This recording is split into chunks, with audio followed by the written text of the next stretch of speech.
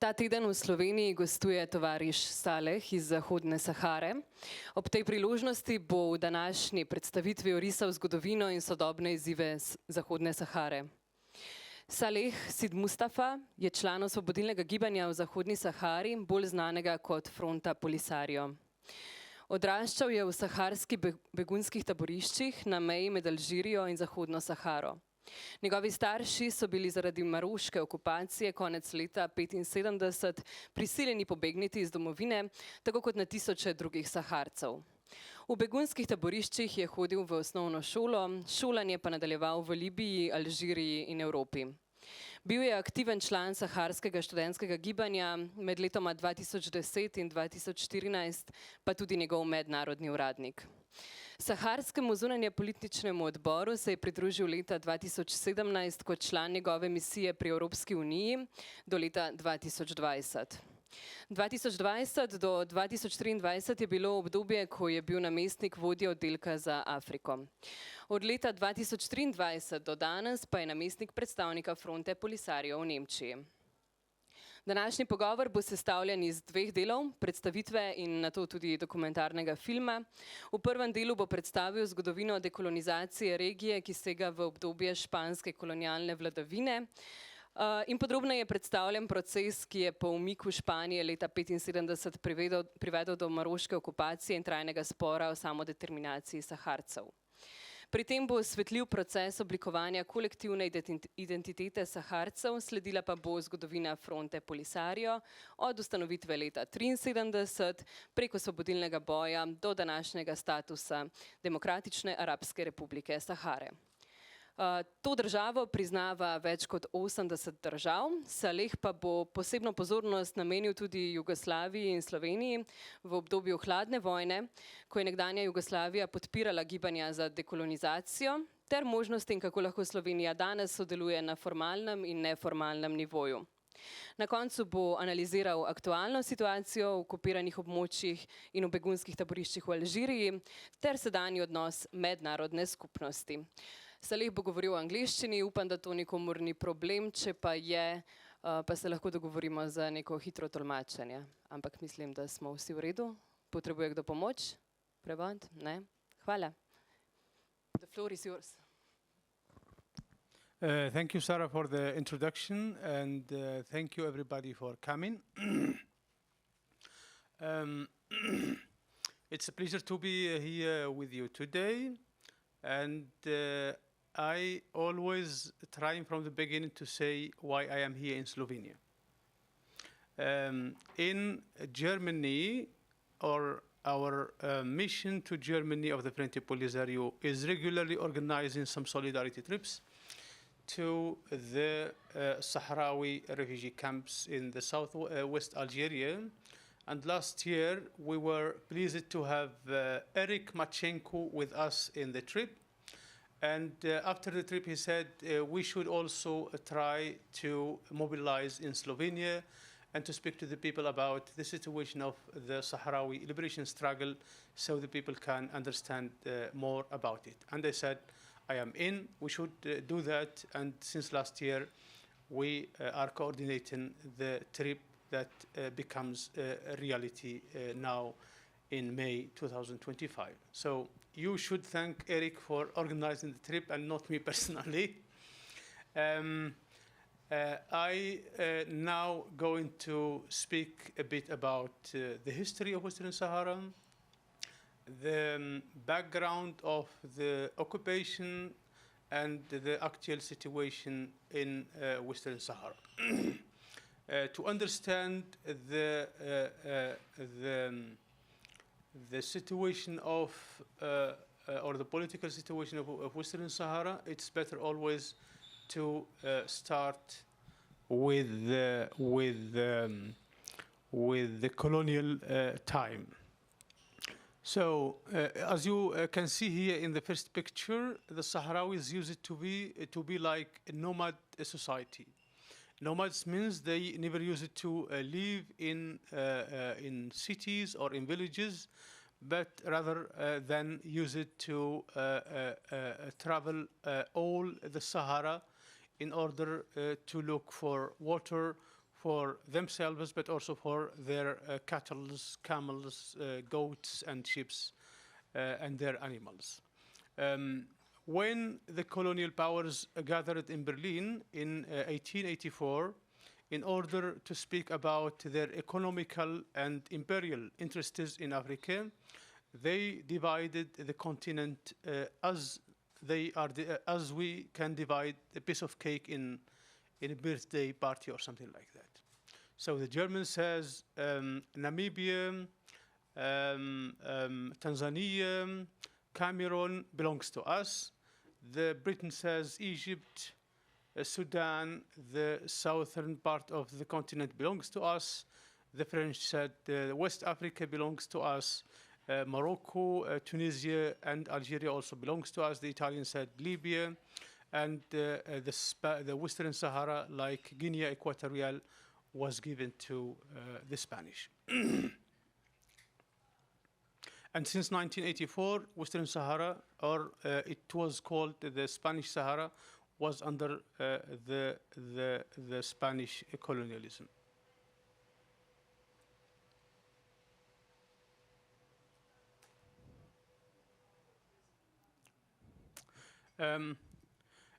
Most of the African countries, after World War II, they got their independence.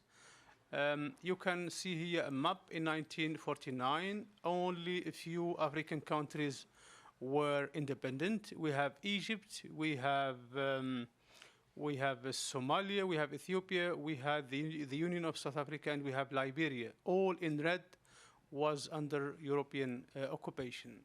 And time after time, now we are in 2025, and almost all the African countries got their independence, and we have only one country left without independence, which is the last colony in Africa, Western Sahara.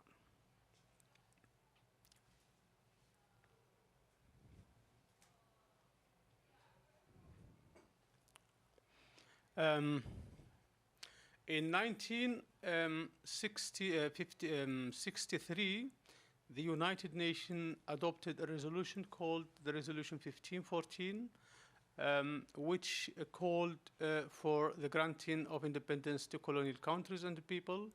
And it asks all colonial powers in order to accelerate the decolonization process in the countries under, or territories under its occupation. And in that case, they asked Spanish at the time, or the fascist Spain in 1963 to decolonize the territory of Western Sahara.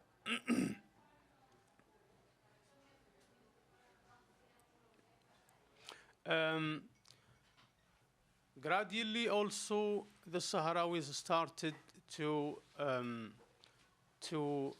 organize themselves politically, and try also to organize themselves in resistance against colonialism, against fascist Spain, but also in order to ask for their political and economical rights. In June in 1977, thousands of Sahrawis went out the streets of Al-Ayoun, the capital of Western Sahara, in order to ask for self-determination and for a referendum. The demonstration was brutally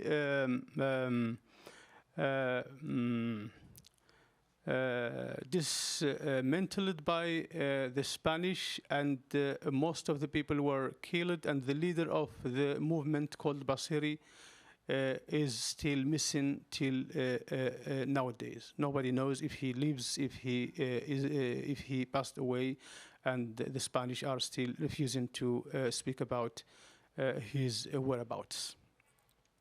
After the brutal reaction of Spain against the Zemla Intifada in 1970, the Sahrawis come to a conclusion or a convincement that colonialism doesn't understand the political way, and they started to organize themselves in an armed liberation struggle, and that led to the formation of the Frente Polisario in 1973.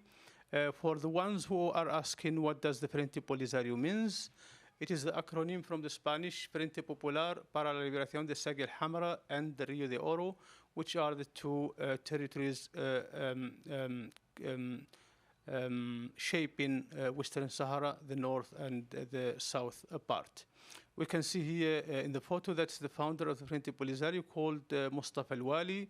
Here he is in a photo with General Giap, the leader or the hero of Dien Bien Phu battle in Vietnam, and also here in the other photo he is with then Algerian president and liberation fighter Houari Boumediene. And that's the slogan of the Frente Polisario. The Frente Polisario aim was to fight for the liberation of Western Sahara, to put an end to the Spanish colonialism, and to found a sovereign and independent state in Western Sahara.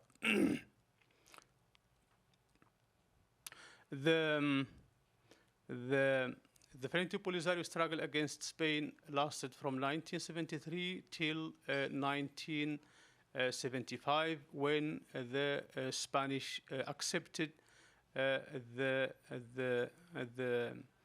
requests from the United Nations in order to organize a self-determination referendum in Western Sahara. And they come in negotiations with the Spanish in order to exchange war prisoners and to start to census the population of the territory in order to organize a referendum. But saying sí sometimes it means no, and that's what the Spanish said. They said, yes, we are going to organize a referendum, but under the table they were already in negotiations with both Morocco and Mauritania.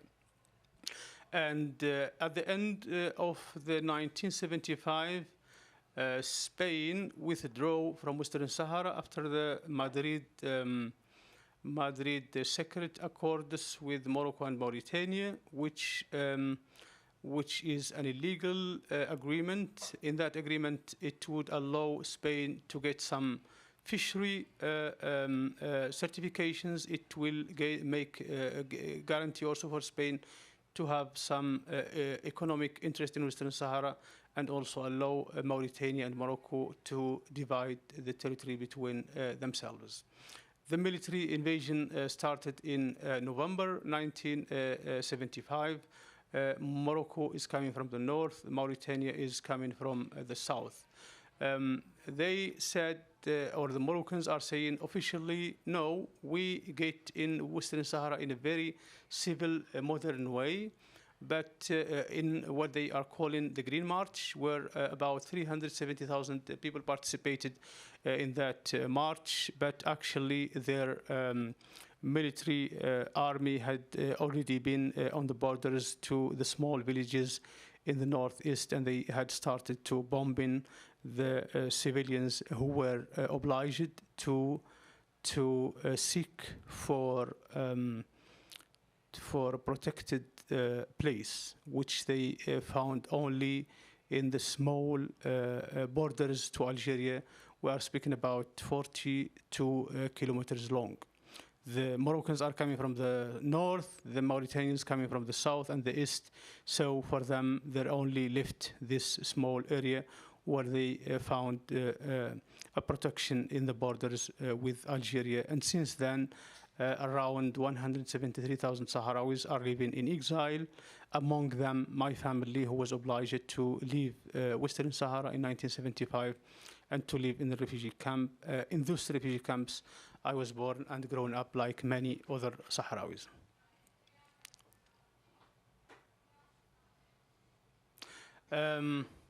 Officially, Spain withdrew from Western Sahara on 26th, the 6th of February 1976, and the day after the Frente Polisario proclaimed the Sahrawi Arab Democratic Republic in order to fulfill the political and legislative vacuum left by the administering or the colonial power. The Sahrawis also were able to adopt a strategy. They said we could not battle on two different fronts, and they decided to concentrate on the weak link in the double invasion, and they concentrate on fighting back Mauritania till Mauritania withdrew from Western Sahara in 1979. And they said, we have no more claims in the territories, and since then there is friendly and neighboring and peaceful relationships between both the Sahrawis and the Mauritanians. The Sahrawi Republic also were able to gain a seat in the Organization of the African Unity in 1983, and was able also to gain an international recognition from different countries in the world, especially in the global south, but also Yugoslavia in the mid of the 80s.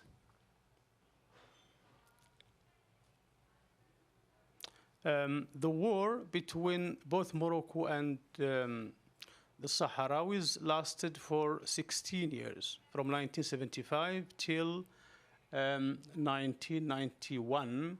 The Sahrawis were able in some moment to control almost 85 or 90% of the territories, which made the Moroccans also seek for international help, especially from their allies. We are speaking about the France, the Saudis, and the Israelis, who came with the idea to install a berm or a well of sand and stones in Western Sahara.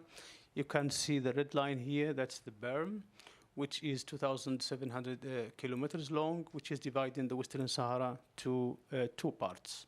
So this almost 80% of the territory is isolated, occupied by the Moroccan army, and the rest here in the east is a liberated zone, which is under the control of the Fronti Polisario. At the end of 1980, the United Nations and the African Unity came with a peace plan. They said, now we can negotiate between both of you, the conflict parties, and you can sit on a negotiation table in order to reach a solution for the conflict. That was accepted by both conflict parties, by the Sahrawis, because from the beginning they said always we are open to negotiations, but it's the first time that the Moroccans accepted to sit on a negotiating table. And it has something also to do with the very expensive bill of the occupation. We are speaking about $4 million per day at that time in the 80s. So the bill of the occupation was very expensive for them, and that obliged them to sit on the negotiating table. The United Nations was able to come with a plan in order to reach a ceasefire in 1991, and later on to start preparing for the referendum on self-determination.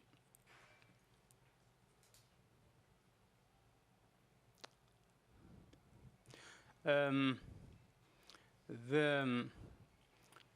plan of the United Nations was to make a ceasefire, but later on also to organize a referendum on the self-determination. So the two parties, through the new UN peacekeeping mission, which calls MINURSO, or the UN mission for a referendum in Western Sahara, started to identifying the electoral body, who has the right to vote, who is an indigenous Sahrawi, and who lived and his family and ancestors here in the past in the territory and has the right to vote in the referendum. The preparation took some years, and always when there is a ready list, the Moroccans say, no, we have objections, and the MINURSO repeat the process again till 1999, when the Moroccans said they are no more interested in the referendum. And since 1999, the Sahrawis were just living under the promises of the United Nations.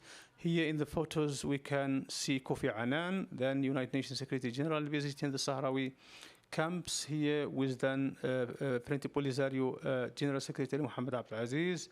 And here we can see Christopher Ross, who was the UN Special Envoy. Here we can see also Antonio Guterres, and here mission of the UN in one team site in the liberated territories of Western Sahara.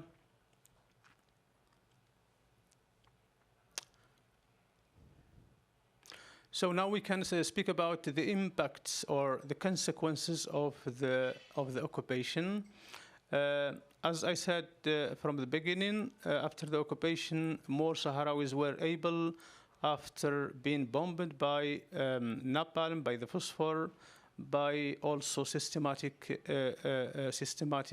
human rights violations. People were just thrown out from helicopters and put in mass graves. They were scared and they sought for security, and they found this protection only on the borders with Algeria. And nowadays, around 173 till 200,000 Sahrawis are living in the refugee camps. We are speaking now about the fourth generation. As a consequence of the occupation, also there is a berm, a wall that is dividing the territory to two parts.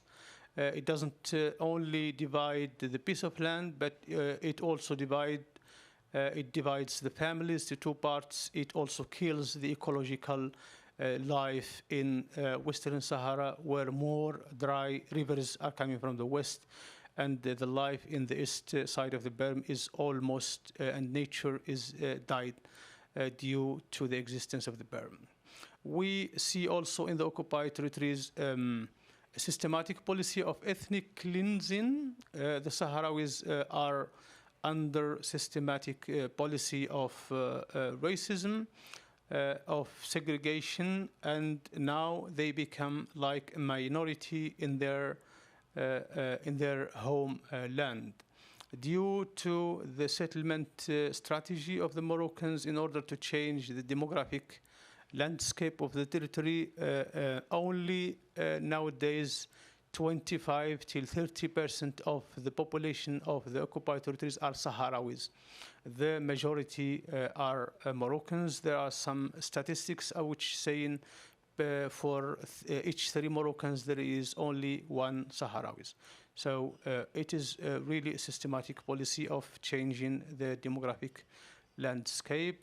We are also, as a consequence, we had started to leave plundering and unexcused exploitation of the natural resources of the Sahrawis in the occupied territories, which goes directly to the pockets of the king and his entourages.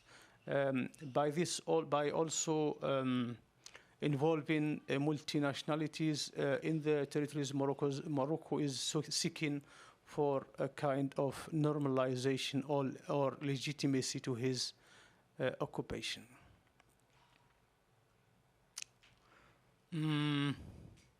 Since 1991 till 2020, almost 30 years of empty promises from the international community and from the UN.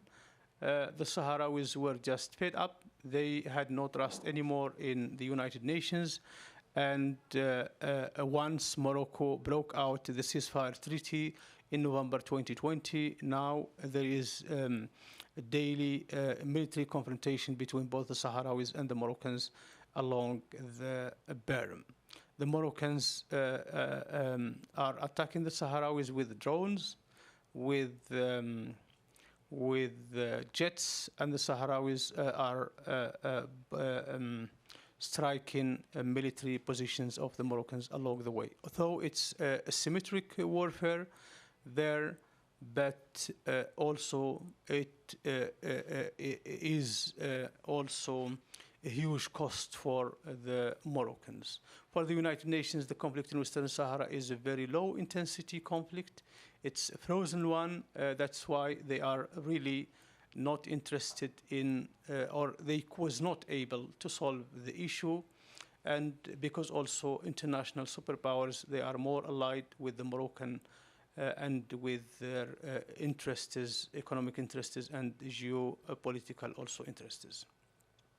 But we, as Sahrawis, we as a people who is fighting for its liberation, for its self-determination and statehood, we believe in international solidarity. We are convinced that the people who had lived under occupation, the people who suffered from foreign powers could understand the languages, and that's actually what history shows us worldwide, that international solidarity is a key element, a key factor when it comes to the liberation struggle. That's what helped in the case of the South Africa, where a huge anti-apartheid was organized worldwide, which also helped to put sanctions on the regime of the apartheid till it was collapsed in 1994. That was also the case in Timor-Leste, which is a very similar case with the Sahrawi case, and also in other liberation struggles. That's why also always asking for the international solidarity from the worldwide, and especially from people who believe in lawful international order, because without the international law, without the United Nations Charter, we would live in lawless jungle where the beggars could take control of the smallest one, and that's why international solidarity is something very important. That's in brief. I hope I was able to sum up about the background of the conflict, the development of its political stages, and where the Sahrawis are standing right now. Thank you very much for your time, your attentions, and your questions are more than welcome. I would like to welcome Mr. Ivo Weigel, who was the Minister of Foreign Affairs of Slovenia, but also was a long-time MEP in Brussels. I had the honor to work in Brussels from 2017 till 2020 as part of the mission of the Fronti Polisario, and we found in him a very steadfast friend and a man who believed in international law and the coexistence between the people. Thank you very much for your presence today.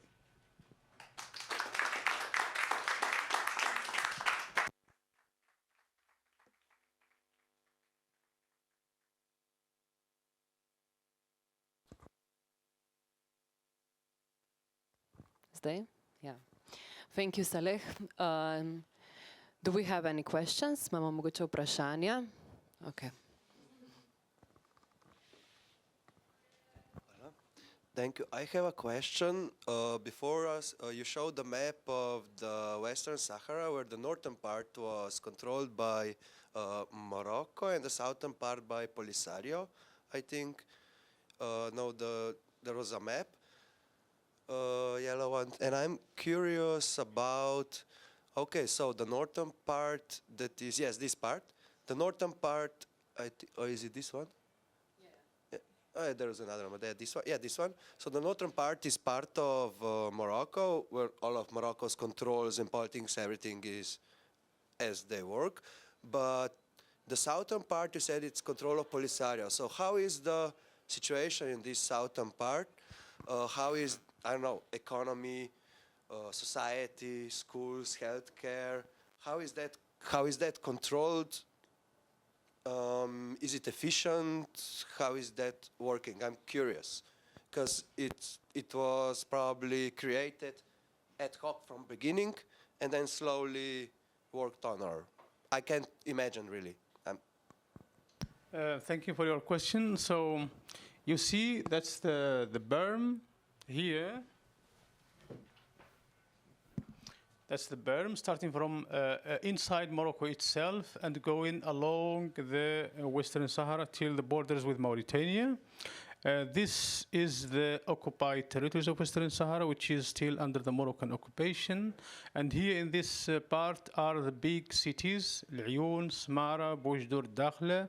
And here also is the coastline of Western Sahara, which is almost 1,300 kilometers long. So all the big cities are under occupation. The economic also facilities are under occupation. Here we are speaking about around 20% of the territories of Western Sahara, which is almost a real desert. There is no water, there is no thin, and the most of the people who use it to live here between 1991 and 2020 are almost nomad people who are traveling along the Sahara, not only in the Western Sahara, but also in the borders with Mauritania, in order to look for graze and for water for their cattle. But even though the Frente Polisario started to organize the people, not the people, but try to build some facilities for the people who are crossing the liberated territories. Small facilities like schools, like hospitals, and like also some small roads and water wells, which also functioning with the solar energy. Here were a different small village, very small. We are speaking about villages of 2,000 till 10,000 inhabitants. But once the resumption of the confrontations between both the Sahrawis and Morocco resumption in November 2020, the Moroccans started to attack everything here in the liberated territories. So they are attacking water wells, they are attacking schools, they are attacking civilians, soldiers, camels, everything. And that also made the Sahrawis leave for the second time also a refuge. The people who were living here in the last 30 years, maybe also before that, were obliged also to seek for a refuge another time here in the refugee camps. In 2020, much more Sahrawis who used to live here in the liberated territories, now they are for the second time refugee here also in the borders with Algeria.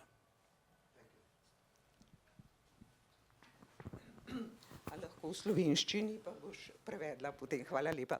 Jaz bi pa rada vprašala, ali še vedno vidijo v referendumu kot obliki samoodločbe rešitev, ali se tudi pogovarjajo, glede na demografske spremembe, ki jih je omenjal, ali se tudi pogovarjajo o kakšni avtonomiji ali pa kakšnem drugem statusu pač tega območja Zahodne Sahare z Marokom.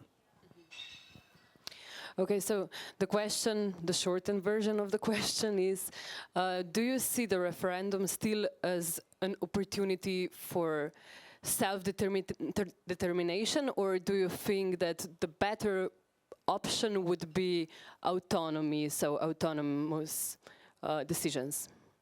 It's a good question. Thank you, Blanca, for that question. We as Sahrawis, we think that the best solution for the conflict is a referendum. That's what we think. The Moroccans think and push forward for only an autonomy plan, which they never believed in. But since 2007, they came with a 3-page plan. It's only 3 pages, and nothing is really explained in that document. And they said, here, let's have an autonomy plan. Before that, there had been an attempt at a mediation from the UN in 2003. That was under the James Baker mediation as then the United Nations Special Envoy. He said, okay, you the Sahrawis wanted just a referendum, the Moroccans want just an autonomy plan. Let's mix the 2 options and try them. We as Sahrawis, we are confident in ourselves. We say, okay. And he said, 5 years, there is only one autonomy, and afterwards the Sahrawis had already lived under Moroccan occupation, had enjoyed the Moroccan democracy, have enjoyed the social justice, And they had also seen how beautiful and how attractive is the Moroccan system. Afterwards, we can go to a referendum.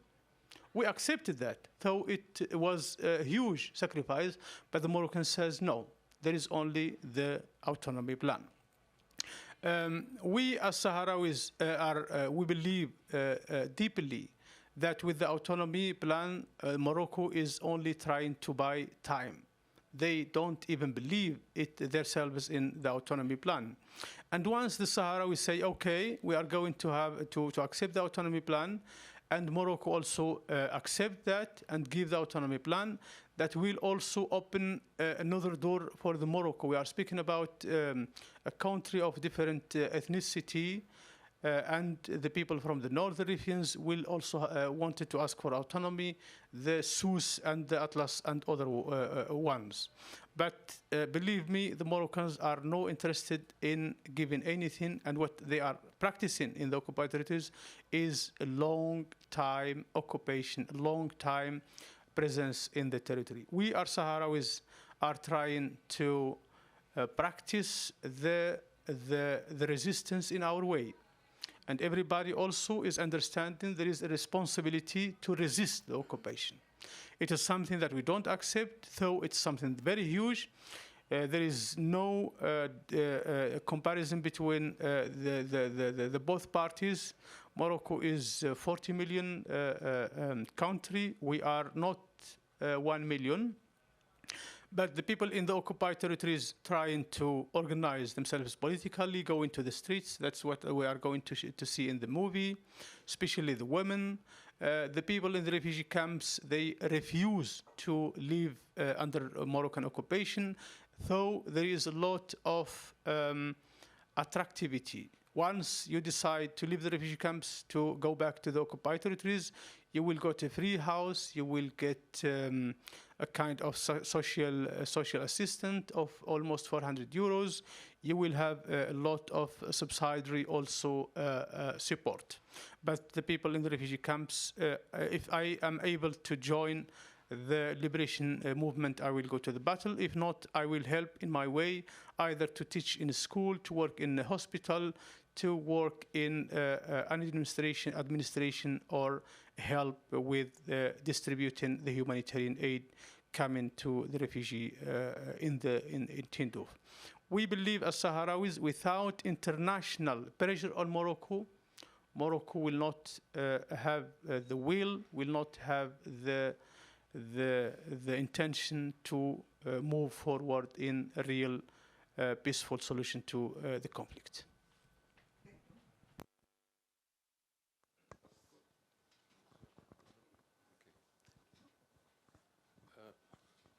Well, thank you very much for inviting me and for your kind words about my engagement with Sahrawi problem.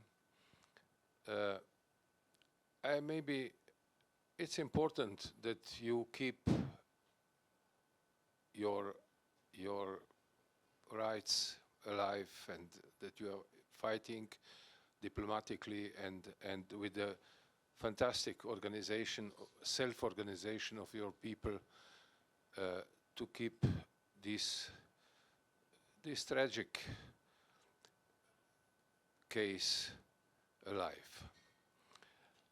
In recent future now, it's about 1 month ago when Moroccan Minister of Foreign Affairs was visiting Slovenia, and when Slovenia decided to open the embassy in Rabat, which I was always questioning because I don't see a really a serious reason. There is one unserious reason, namely that Morocco offered Slovenia the embassy, former embassy of Yugoslavia, which is a very, very, very wonderful villa somewhere in Rabat. But there are many countries in Africa which would be definitely more interesting for us to, as a strategic point of supporting the let's say, European policy towards Africa and its development. But this opportunistic reason prevailed, unfortunately. But there was something in this, by this visit, which is encouraging. It was the statement of the Minister of Foreign Affairs, my former colleague in the European Parliament, Tanja Fajon, when she said we are somehow supporting the resolution for Western Sahara problem according to international law. It was at least something, even though probably nobody really believe in international law anymore, especially since the President Trump, already in his first term, practically made a generous gesture towards Morocco and had said, well, it is yours. Western Sahara, it is Morocco. Now, I was listening again your statement, and it is a painful way your people made, and your courageous people, you are continuing this fight for your self-determination and the right to live on your own land. You haven't mentioned the fact that there are still political prisoners in Morocco. They are treating them with a totally unacceptable means, and torturing them and trying to break their personalities. And at least this is something where international community should show more interest and take a closer look in this problem. The second problem, maybe the second point where international community, including Slovenia, could do more, is to take a closer look on the way how the natural resources of Western Sahara are being misused by Americans, by French, by Namis. There are a dozen of European countries who are organizing total fisheries in the waters of Western Sahara, in the sea of Western Sahara. There are international concerns who are taking advantage of free chase on the oil and other resources, phosphate, etc., in Western Sahara. And there is a silence about it. And unfortunately, I am afraid that there will be even more silence now, because the problem of Palestine has taken all the attention of international community. I was glad this afternoon when I was watching the television, the cycling race in Italy, and seeing that on every corner there were Palestinian flags. At least this. I'm ashamed that Slovenia did not pull out of the Eurovision circus and blame, and I have no words to describe it, but it is just a horrible event. Now, what can you expect? I'm afraid that, you know, in the 10 years in European Parliament, I was there 10 years long, and I was the chair of the group of friendship with Western Sahara.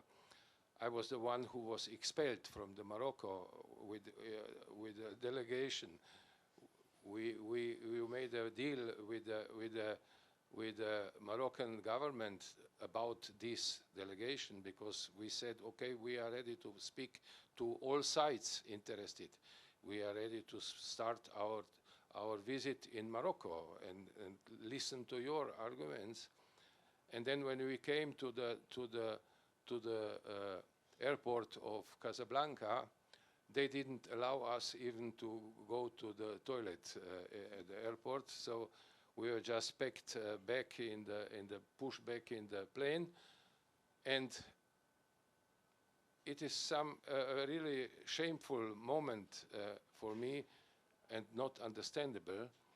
When we came to Paris back, they arrested us. French police practically arrested the delegation of European Union and brought us to the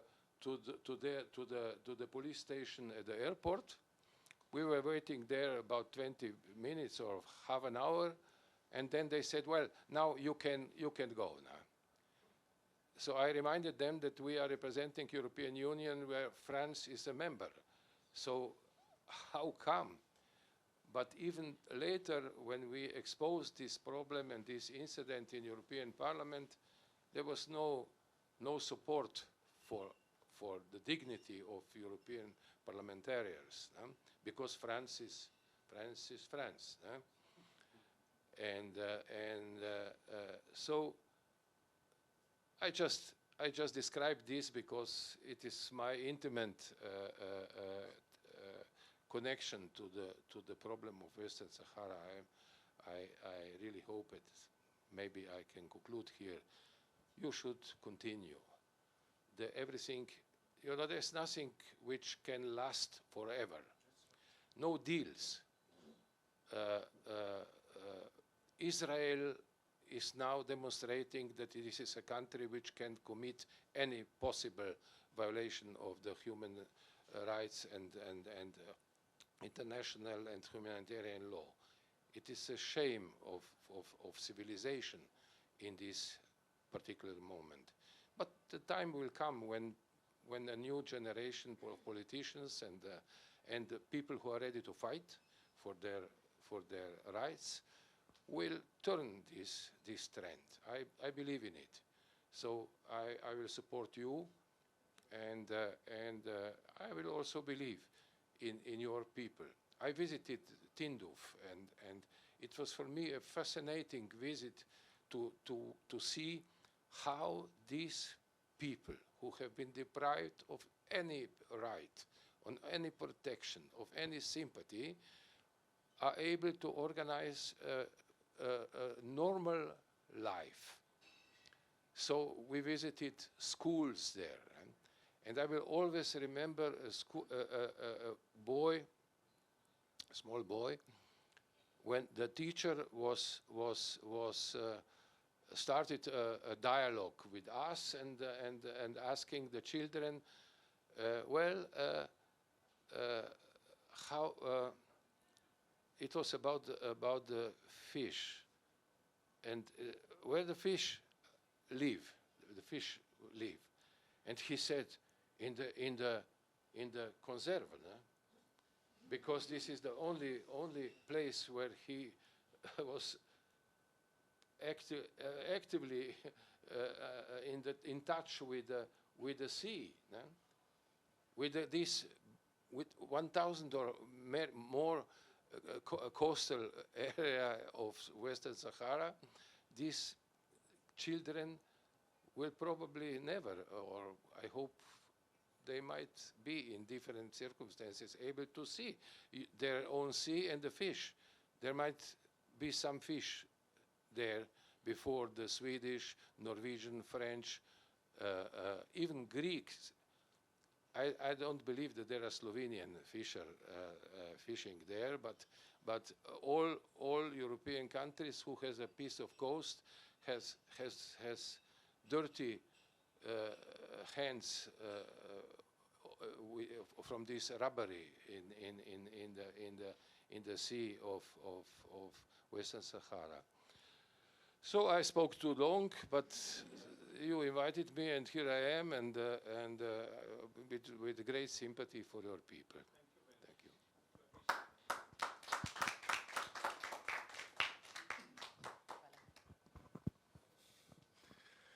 Yeah, thank you.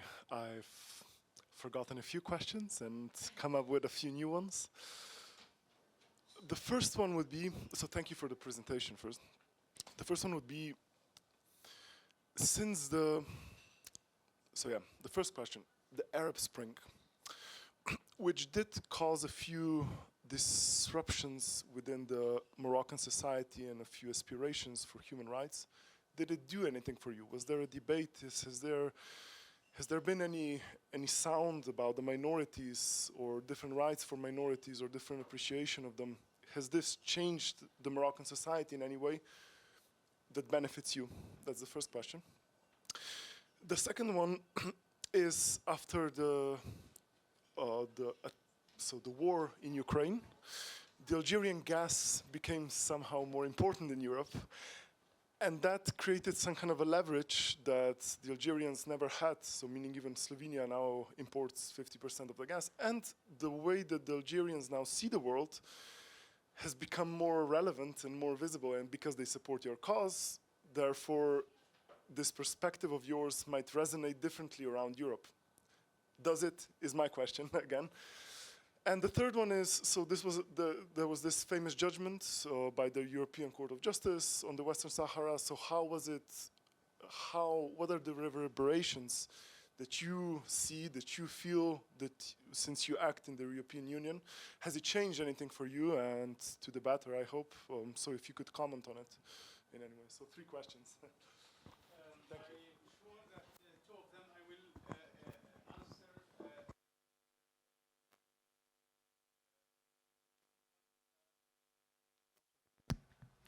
Thank you for your questions. I think the first and the third question I can answer. The second, when it comes to the role with the gas that Algeria has, and if it can be something good for the Sahrawis, I don't have any informations, but the idea that I have that have a partnership with Algeria is something that you can trust in, because they don't weaponize their economic partnerships with their foreign partners. For example, they had very bad relationships with Spain since 2021 till last year, and Spain is the most European country which is getting Algerian gas, and they never weaponize the pipelines. How that could be good or useful for the Sahrawis, I have no information on that level. Regarding the first question about the Arab Spring, well, the Arab Spring was a very critical and important and historical moment in the history of the people in the Maghreb and in the Middle East. We have seen how the people went out of the streets in order to ask for more liberty, more individual rights, and for real democratic, because they just were fed up with the ongoing dictatorships and the grab of the resources, and also the huge gap between the elite and the people. Actually, I don't know if you would believe me or not, but the Arab Spring had started in Western Sahara, and it is Noam Chomsky, the American philosopher, who described that. He said, when the Sahrawis in the occupied territories went outside of Al-Ayoun in October 2010 to install the Gdem Izik camp of protest in order to ask for their political and social rights, that's actually where the Arab Spring started. Because the first time the people felt they are not afraid anymore, they went outside of the city, they organized themselves, and they were putting themselves in daily sit-ins and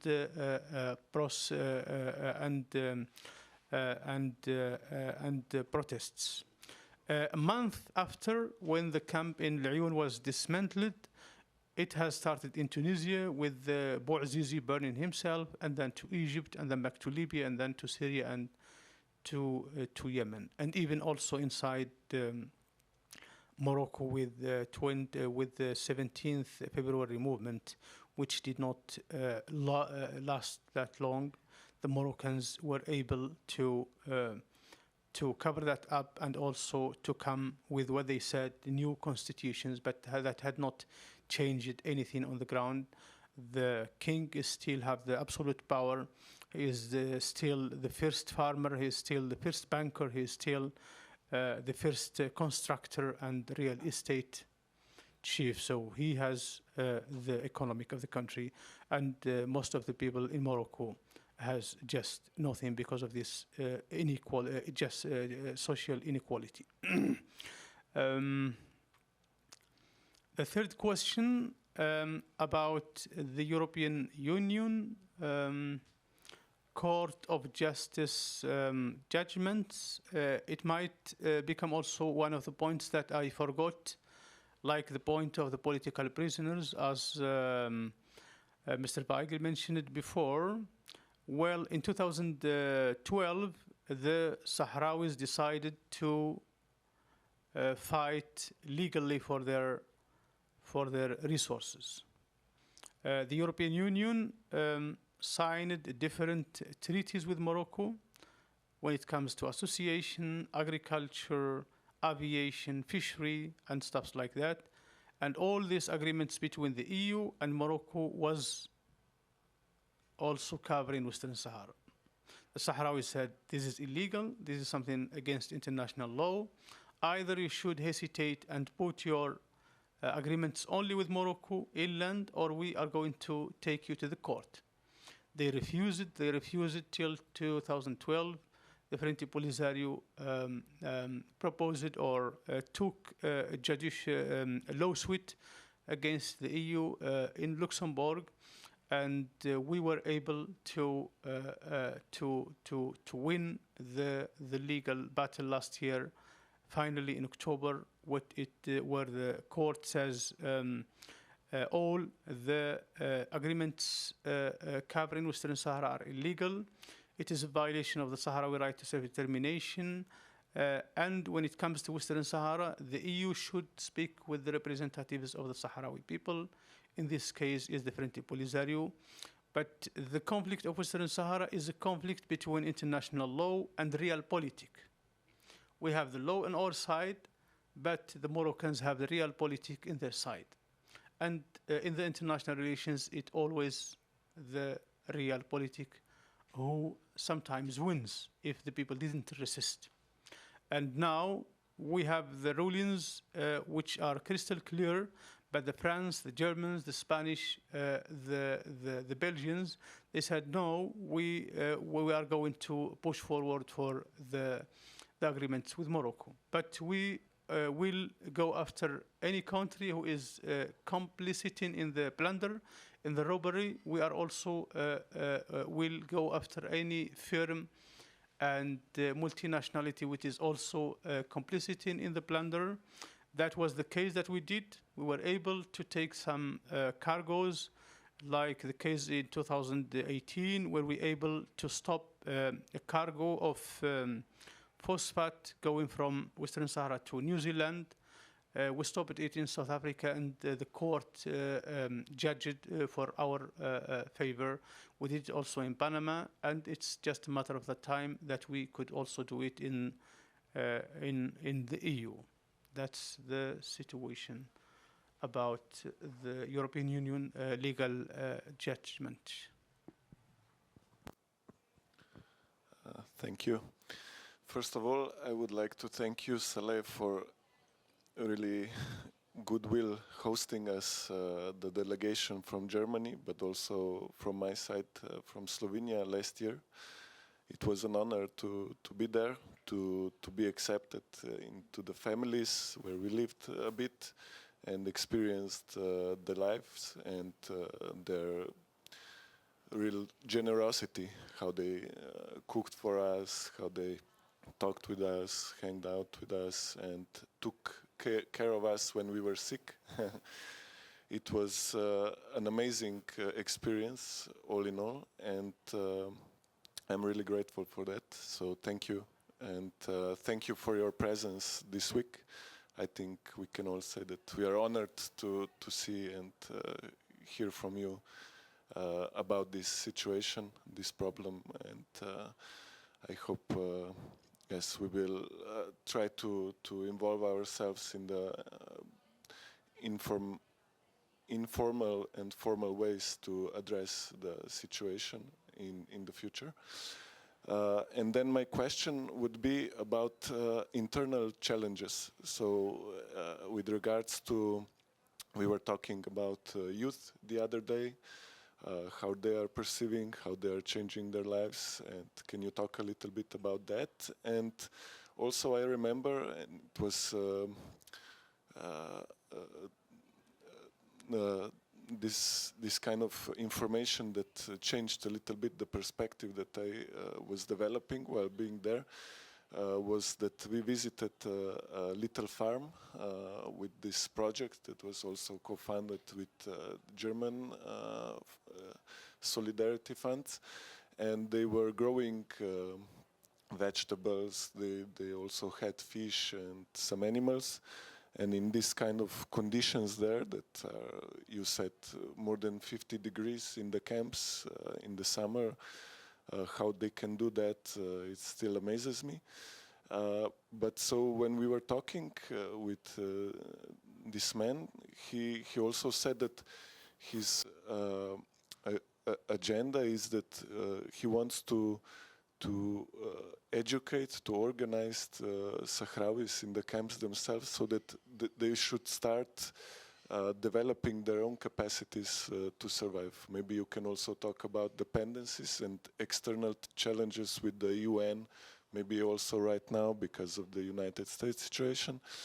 But it really amazed me that, he said that we need to prepare ourselves when we come to our land, that we can cultivate it, to live there on our own, and he wants to practice that right there, and so on. So I would just like you to speak a little about internal and maybe in connection with the external challenges right now. So, but thank you very much. Thank you, Eric, for the good words you made about the solidarity trip last year. And we will also be very pleased if we have some people from Slovenia in the future solidarity trips to the refugee camps with us. Regarding your question about the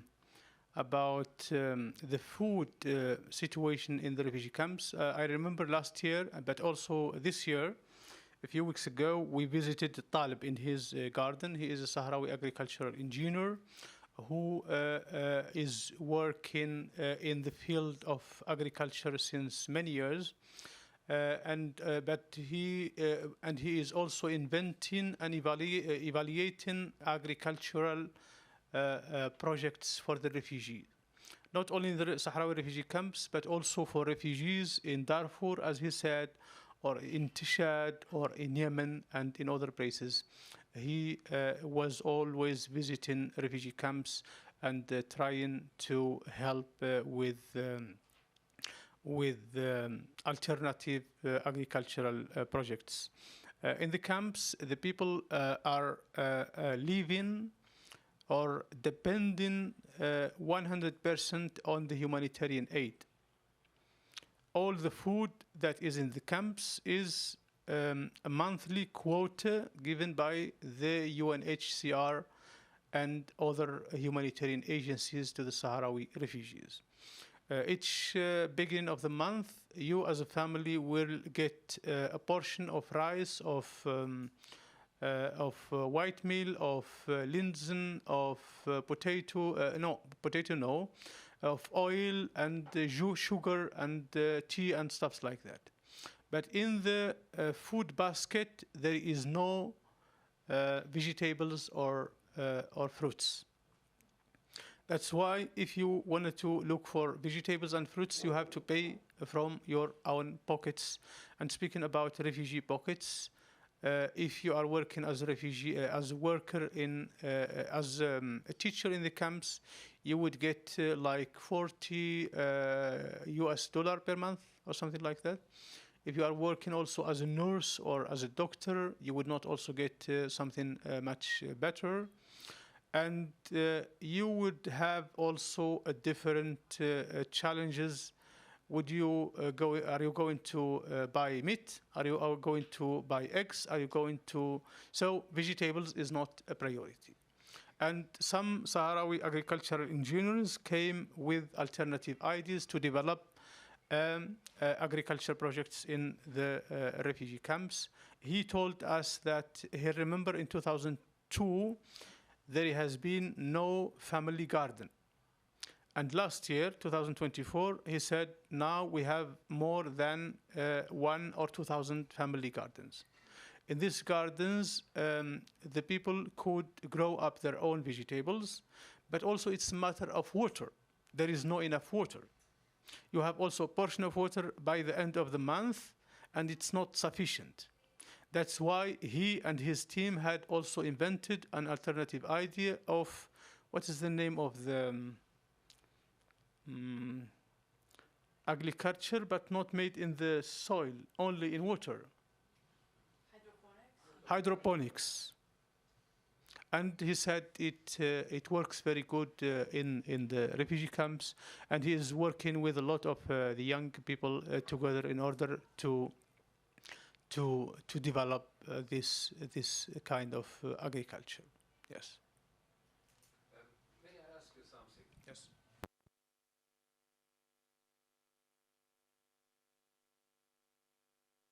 How far is Algiers supporting you? Is there some change in the relations between Morocco and Algiers, and whether or not, because when I was engaged with the Western Sahara issue, they always tried to it was always attempt from Morocco to picture this conflict and this issue as an issue, bilateral conflict between Algeria and Morocco. And of course, it was important that Morocco was supporting Sahrawi and Polisario. How does it look now in the new geopolitical situation? Because obviously Morocco has gained some weight inside of what's going on between Israel and Palestine. Morocco has always been supportive for any American politics and move, and has been understood as a bulwark, as a Trojan horse in the family of Arab countries. Before the Arab Spring and for the later time until today. Therefore, the relations and the support of Algeria is crucial. How does it look? Thank you very much for the question. I think it's very, very, very deep and also very important question. But I would like to go back a bit in the history so more of the people here also could understand a bit about the background of the misunderstanding or the mistrust between both Algeria and Morocco. When Morocco gained its independence in 1956, it was almost 6 years before Algeria got its independence. There had been a political party in the power called, it was an ultra-nationalist party called the Istiklal Party of Ala al-Fasi at that time. And this party, they adopted an expansionist ideology. They said, we don't recognize Morocco as it is now. Morocco is bigger than what is Morocco now. We used it to be a big empire. We used it to be a sultanate that lasted from Andalusia till the river of Senegal, and we would like to have this rights back. When Algeria got its independence, they said, we are not recognizing the western part of Algeria. and they tried to annex this western part of Algeria. That was the motivation behind the sand war of 1963 between Algerians and the Moroccans were not able to gain any piece of Algerian territory. And since then, the Algerians, they don't trust the Moroccans, and the Moroccans also are not able to change their expansionist vision to the territory. When the Western Sahara conflict started, the Algerians were a bit hesitated from the beginning. Is it something serious? Are the people there looking real for the self-determinations? And there had been other countries who supported the Sahrawis before Algeria. We are speaking about Libya at the time. We are speaking about Cuba and other African countries like Madagascar and so on. In 1975, when the occupation of Morocco started to Western Sahara, they said this is unacceptable, and what we had witnessed 12 years ago, now it repeats itself with the Sahrawi neighbors. And since then, they said, we are supporting the Sahrawis with all matters. We are neighbors. We are people who have witnessed a brutal colonialism, where we lost about 1.5 million in our liberation war, and we should morally and legally be committed with the Sahrawis. And since 1975, they are supporting the Sahrawis politically, materially, and also in international diplomatic stage. They never changed their vision, even in hard times. We know that in the 90s, Algeria entered in what we called the Black Decade, where the Algerians were fighting against the Islamists who wanted to take control of the institutions, and it was a very hard time of them, and there had been also an international pressure on them in order to modify or to change their point of view when it comes to Western Sahara. Most of it has been also, it depends on who is in the power. They said we are with the Sahrawis, but it depends on who is in the power, who can move forward or who can keep with the principle. In Hawari Boumediene, it was an open support and solidarity. In the time of Chadli Benjdid, it's the same. In the 90s, Algeria was really busy with itself. During the beginning of the century, I think there had been a support, but it's not as wished by the Sahrawis. Since 2020, when the new president came to power, the Tebboune, who was last week here, the current president of Algeria, he said, I am supporting the Sahrawis not by words but by actions. And any decision that you will take, we are going to go forward with you. In 2020, the confrontations started, or the resumption of the armed liberation struggle started between both the Sahrawis and the Moroccans. And 1 year later, there had been Pegasus, where there had been a scandal that the Moroccans had been spying on thousands of Algerian officials. There had been also the Abraham Accords, where Morocco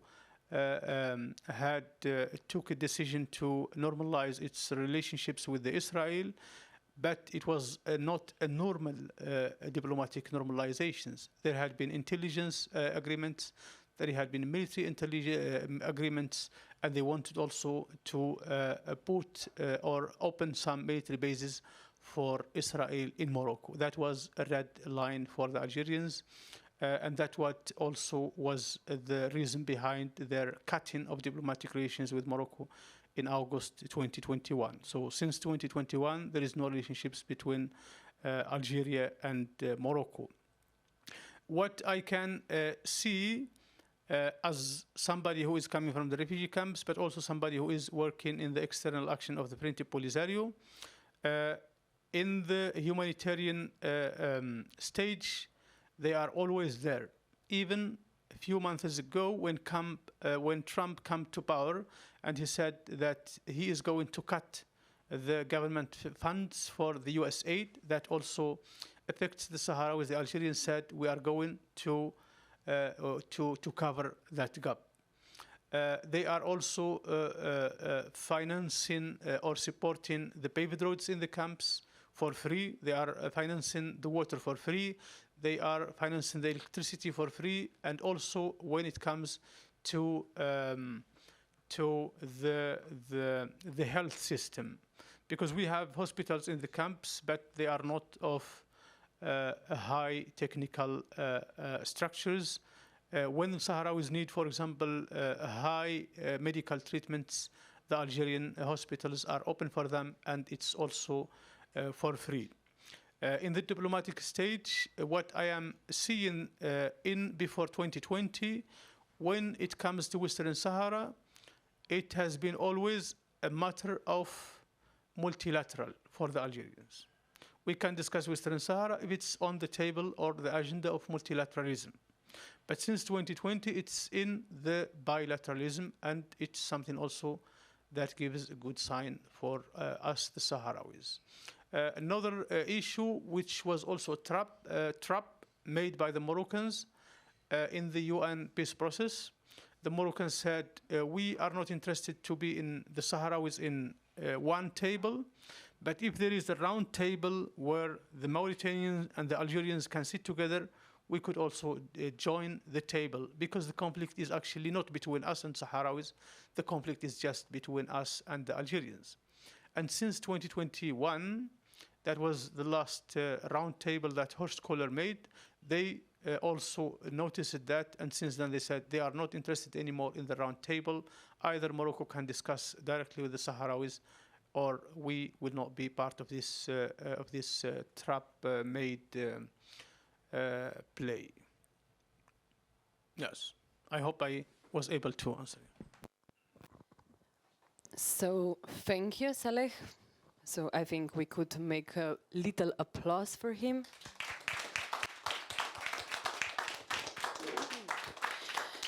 So we are going to have a 10 minutes break, and afterwards I'm going to talk in Slovene now.